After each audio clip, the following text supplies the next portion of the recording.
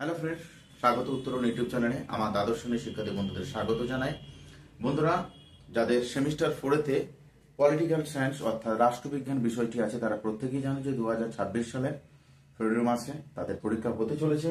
তাই এখন থেকেই আমাদেরকে মহা প্রস্তুতি নিতে হবে। হ্যাঁ, ঠিকই শুনেছে, মহা প্রস্তুতি নিতে হবে। কি রেজাল্ট হয়েছে সেমিস্টার 3-তে সেটা ভুলে যাও।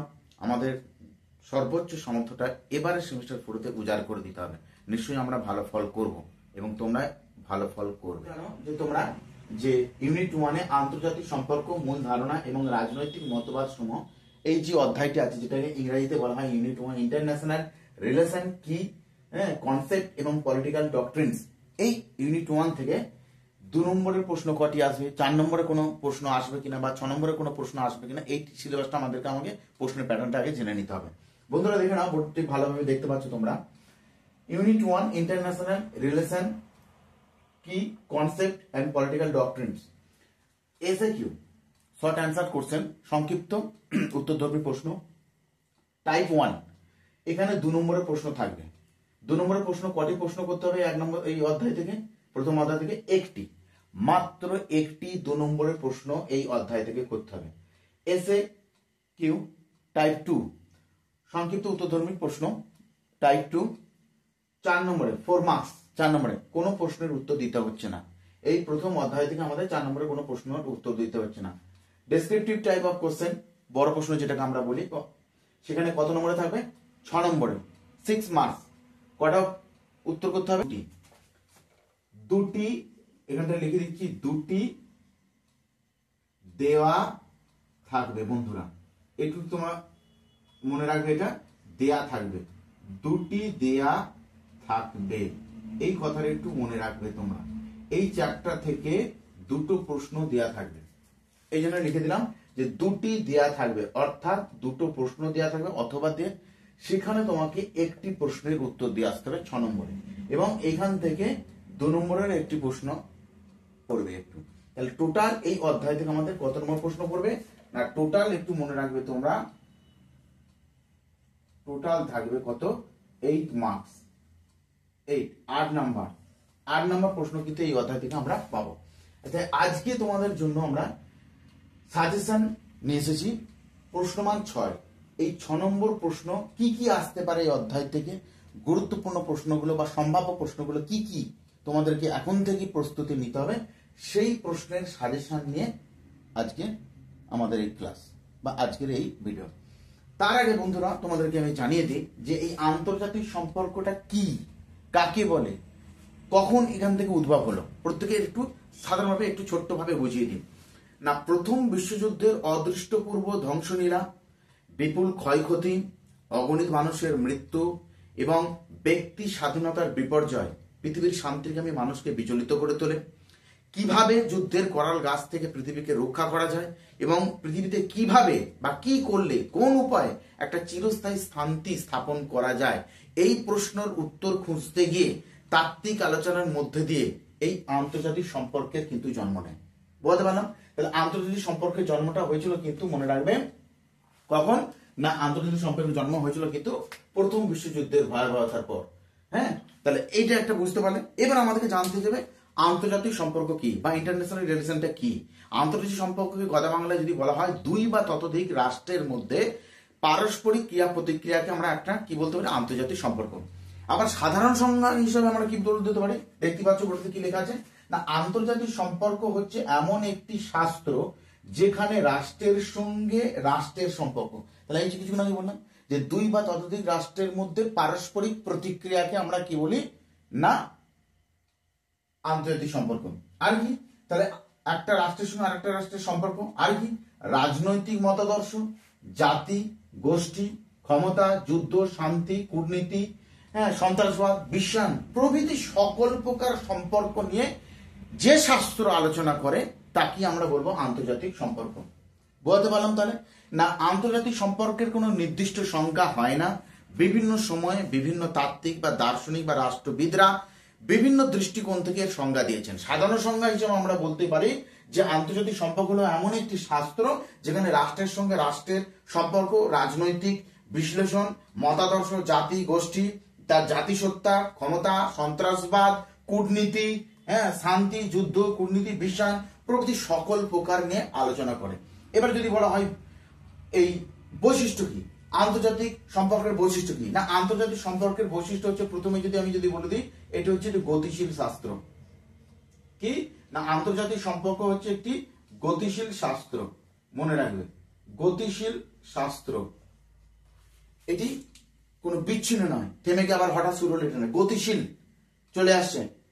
তাহলে এটাকে বলা হয়, এর প্রথম বৈশিষ্ট্য, আন্তর্জাতিক সম্পর্কের প্রথম যদি বৈশিষ্ট্য, এটা হচ্ছে গতিশীল শাস্ত্র। 2, নবীনতম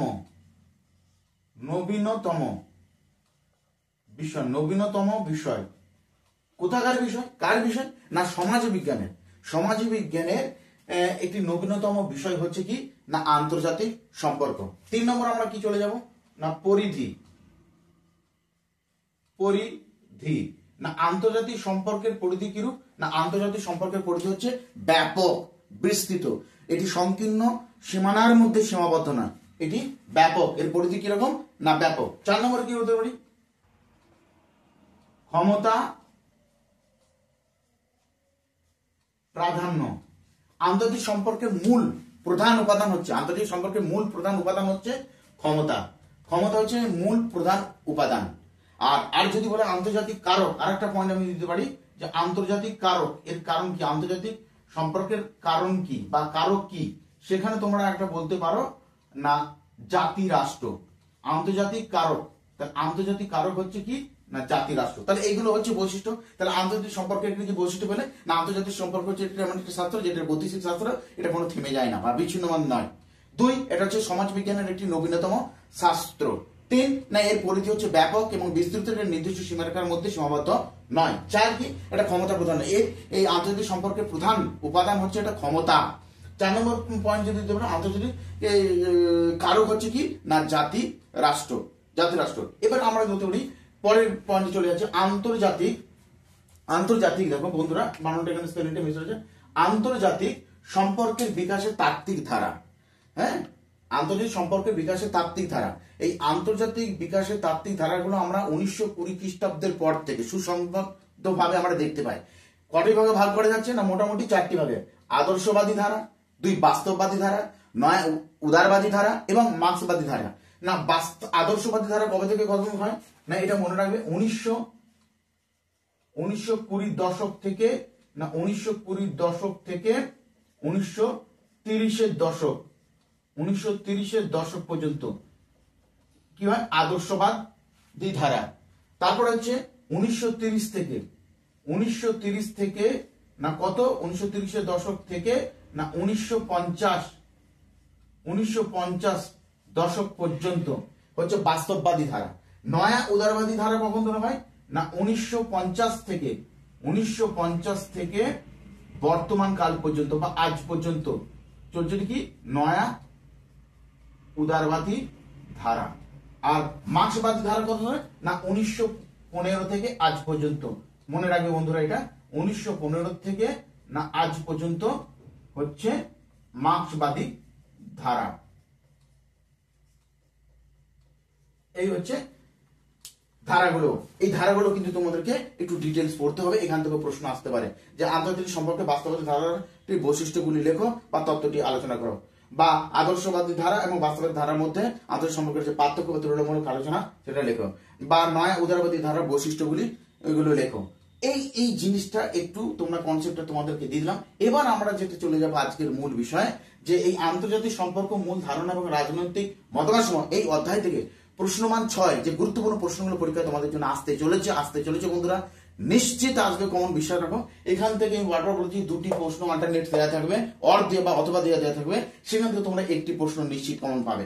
আমি মাত্র 10টি প্রশ্ন দিয়েছি, এখান থেকে মাত্র 10টি প্রশ্ন মধ্যে 2টি প্রশ্ন অবশ্যই নিশ্চিত কমন পাবে। এবার আমরা প্রশ্নগুলো দেখে নেবো কি কি। বন্ধু চলে না আজকে বন্ধুরা মূল বিষয়, আমরা চলে না বন্ধুরা আজকের মূল বিষয় আলোচনা নিয়ে সম্ভাব্য প্রশ্নগুলো, যেগুলো 2004-তে আসতে চলেছে। 6 নম্বর প্রশ্নমান 6 দেখতেই পাচ্ছ, আন্তর্জাতিক সম্পর্ক, মূল ধারণা এবং রাজনৈতিক মতবাদ সমূহ, ক্লাস 12 সেমিস্টার 4 2024। প্রশ্নমান 6, প্রথম প্রশ্ন, ভিভিআই আসার সম্ভাবনা প্রবল। আন্তর্জাতিক সম্পর্ক ও আন্তর্জাতিক রাজনীতির মধ্যে পার্থক্য আলোচনা করো। প্রথম প্রশ্ন দিলাম। 2 নম্বর প্রশ্ন, আন্তর্জাতিক সম্পর্কে বিকাশের ধারা সংক্ষেপে আলোচনা করো। 3 নম্বর প্রশ্ন, আন্তর্জাতিক সম্পর্ক অধ্যয়নের উপযোগিতা বা গুরুত্ব আলোচনা করো। 4 নম্বর প্রশ্ন, আন্তর্জাতিক সম্পর্কে তত্ত্ব হিসেবে বাস্তববাদ ও আদর্শবাদের তুলনামূলক আলোচনা করো। 5 নম্বর প্রশ্ন, আন্তর্জাতিক সম্পর্কে বিকাশে বিভিন্ন তাত্ত্বিক ধারার অবদান সংক্ষেপে আলোচনা করো। 6 নম্বর প্রশ্ন, বাস্তববাদ সম্পর্কে মর্গেনথাউ এর বিশ্লেষণ আলোচনা করো। 7 নম্বর প্রশ্ন, স্বতন্ত্র পাঠ্য বিষয় হিসেবে আন্তর্জাতিক সম্পর্কের বিকাশ আলোচনা করো। অথবা প্রশ্নটা এইভাবে আসতে পারে বন্ধুরা, আন্তর্জাতিক সম্পর্ককে স্বতন্ত্র পাঠ্য বিষয় হিসেবে গণ্য করা যায় কিনা এই বিষয়ে রাষ্ট্রবিজ্ঞানীদের মতামত আলোচনা করো। 8 নম্বর প্রশ্ন, আন্তর্জাতিক সম্পর্কের তত্ত্ব হিসেবে বাস্তববাদী তত্ত্বটি ব্যাখ্যা করো। ভিভিআই। আন্তর্জাতিক সম্পর্কের সংজ্ঞা দাও, আন্তর্জাতিক সম্পর্কের বৈশিষ্ট্যগুলি লেখো। 10 নম্বর প্রশ্ন, আন্তর্জাতিক সম্পর্কের বিষয়বস্তু বা পরিধি আলোচনা করো। ভিভিআই। লাস্টের 11 নম্বর প্রশ্ন দেখে যেতে পারো বন্ধুরা, এটাও কিন্তু সমধিক গুরুত্ব। উদারনীতিবাদের মূল বৈশিষ্ট্যগুলি সংক্ষেপে আলোচনা করো। এই প্রথম অধ্যায় থেকে আমরা ইউনিট 1 থেকে এই আন্তর্জাতিক সম্পর্ক ও মূল ধারণা এবং রাজনৈতিক মতবাদ থেকে 11টি প্রশ্ন দিলাম। এই 11টি প্রশ্নের মধ্যে থেকে তোমরা বন্ধুরা 2টি প্রশ্ন নিশ্চিত কমন পাচ্ছ। এখন থেকে বাড়িতে সুন্দরভাবে প্রস্তুতি করে নাও। ভালো থেকো, সুস্থ থেকো। আবার থাকবে পরবর্তী ভিডিওর সাজেশন নিয়ে। ধন্যবাদ।